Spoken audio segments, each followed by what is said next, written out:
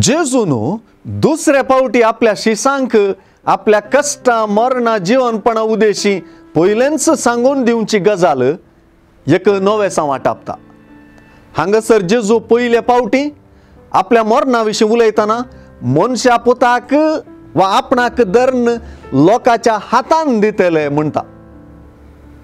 16व्या अध्यायांत हे गजाली विशीं उलयतना जेजून आपणाक हातान दिवचे विशीं सांगूंक नासलें, पूण 20व्या अध्यायांत आनी उपरांत निमाण्या अध्यायांनी निरंतर हे आमी आयकतले आनी ह्या मुखांतर जेजूचो प्रवाद खरो जाल्लो समजतले।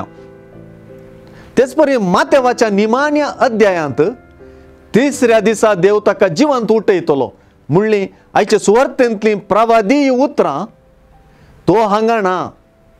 ताणें सांगल्या प्रमाणे ताका जिवंत उठयला, येया ताका निकेपिल्ली सुवात पळया म्हणल्यार उतरांनी खरी जातली।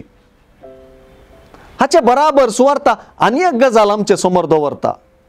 जेजू थंय आनी ताच्या मिसावांत उदेल्ल्या देवाच्या राजांत ताची पाटलाव्यां राजाची भुरगीं आनी तांणी नास जावंक आसच्या देवाळाक तिरवोबांची गरज दिसना। तांकां बांदी नासतना आसचें स्वातंत्र्य आसा, तरी मोगा आनी पेल्या हुस्केचे नदरेन वा हेरांक कश्टांत घाली नये म्हणल्या कारणाक लागून देवळाक तिरवोबांचे विशीं जेजू उलयता।